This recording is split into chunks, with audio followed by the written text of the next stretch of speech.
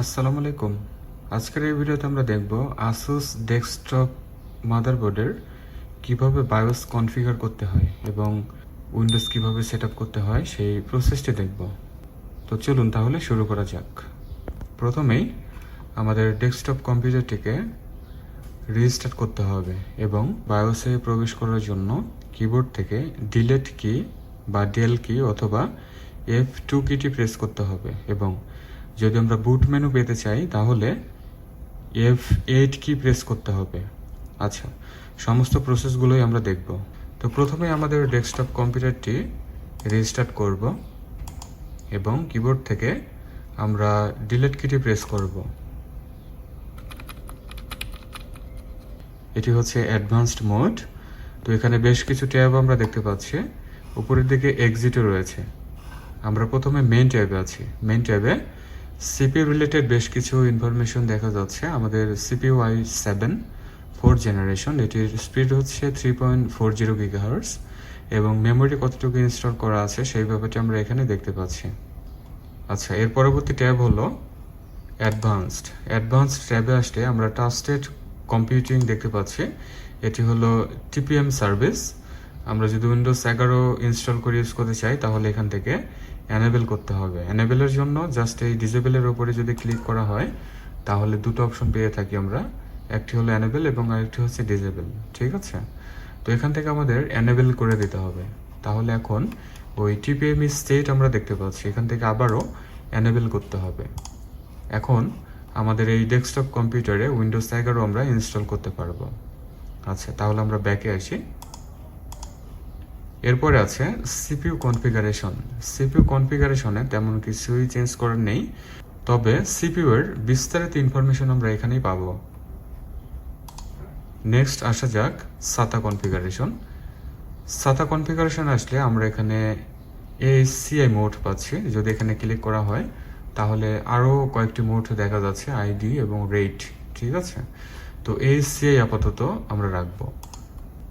এবং আমাদের মাদারবোর্ডের সাথে যতগুলো সাতা পোর্ট রয়েছে সেগুলো আমরা দেখতে পাচ্ছি। যেহেতু আমার এই মাদারবোর্ডের সাথে অর্থাৎ সাতা পোর্টে কোনো হার্ড ডিস্ক বা কোনো কিছু আমরা ইনস্টল করে নেই বা ডিভিডি রোম ইনস্টল করে নেই, আমার M.2 এর একটি SSD লাগানো আছে, অর্থাৎ PCI SSD লাগানো আছে, তার জন্য এটি দেখাচ্ছে। ওকে, আচ্ছা আমরা ব্যাকে আসি। এরপরে মেন কাজগুলো আমি শুধু দেখাচ্ছি। ওকে, USB কনফিগারেশন এখান থেকে অবশ্যই এনেবল রাখতে হবে, আদারওয়াইজ কিন্তু যদি কোনো পেন ড্রাইভ বুটেবল করা থাকে তাহলে বুট করা যাবে না। ঠিক আছে, এখানে আরেকটি ব্যাপার আমরা পাচ্ছি, সেটি হলো লেগেসি USB সাপোর্ট। এখান থেকে অবশ্যই এনেবল রাখতে হবে, আদারওয়াইজ কিন্তু ওই লেগেসি মোড আমরা পাবো না। ঠিক আছে, এবং আমার একটি বুটেবল পেন ড্রাইভ প্রবেশ করানো আছে, সেটি আমরা এখানে দেখতে পাচ্ছি, Z+। ওকে, আচ্ছা আমরা ব্যাকে আসি। আর বাকি তেমন কিছু এখানে চেঞ্জ করার মতো নাই। এবং মনিটরে যদি আসি তাহলে এখানে বেশ কিছু টেম্পারেচার রিলেটেড কিছু দেখতে পাচ্ছি আমরা। এখানে চেঞ্জ করার মতো তেমন কোনো অপশন নেই। এবং আমাদের সিপিইউর সাথে যে ফ্যানগুলো ইনস্টল করা থাকে সেগুলোর কিছু স্টেট আমরা এখানে দেখতে পাচ্ছি। এবং পরবর্তী স্টেপ হলো বুট মেনুতে ফাস্ট বুট অবশ্যই আমাদের এনেবল রাখতে হবে। আপনাদের যদি ডিসেবল করা থাকে এনেবল করে দিতে হবে। সাতা সাপোর্ট অল ডিভাইসেস রাখতে হবে। USB সাপোর্ট এখানে আমরা যদি চাই চেঞ্জ করার জন্য তাহলে ক্লিক করতে হবে, তাহলে অনেকগুলো অপশন দেখা যাচ্ছে। তো স্বাভাবিকভাবে এখানে ফুল ইনিশিয়ালাইজেশন থাকে, এটি থাকবে। এবং PS2 মাউস এবং কিবোর্ড ইউজ করতে চাইলে এই অপশনটি। ঠিক আছে, এবং নিচে যদি আসি তাহলে এখানে বুট যে লোগো থাকে সেটি যদি ফুল স্ক্রিনে রাখতে চাই তাহলে এই অপশন, আর যদি ডিসেবল রাখতে চাই তাহলে সেটি ডিসেবল থাকবে। ঠিক আছে, আমরা ডিসেবল রাখবো আপাতত।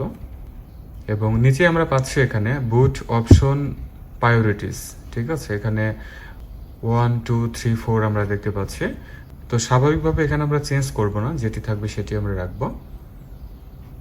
এবং বুট ওভাররাইটও আমরা পাচ্ছি এখানে, এখানে চেঞ্জ করব না। যা কিছু কানেক্ট করা আছে সেগুলো আমরা ডিভাইসগুলো এখানে দেখতে পাচ্ছি। ওকে, এবং আরেকটি ব্যাপার এখানে রয়েছে, সেটি হলো সিকিউর বুট।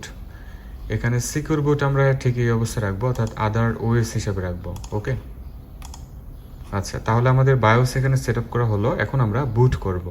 তার জন্য আমরা এক্সিট করব এবং কিবোর্ড থেকে F8 কিটি প্রেস করব।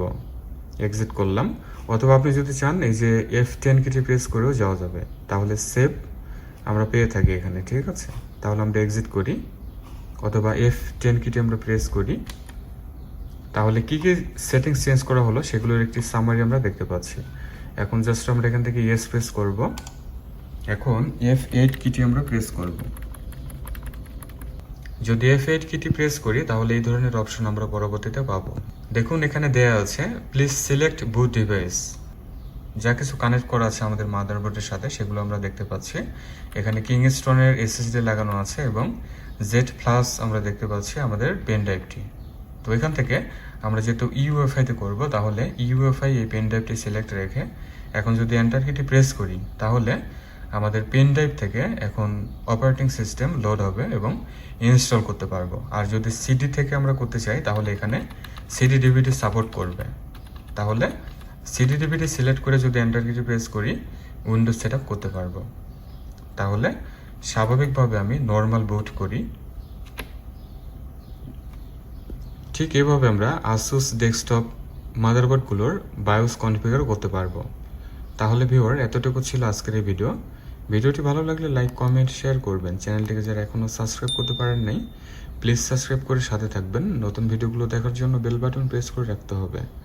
চ্যানেলে এ ধরনের ভালো ভালো ভিডিও দেওয়া আছে, সময় করে দেখে নেবেন। সবাই ভালো থাকুন, সুস্থ থাকুন। Thanks for watching.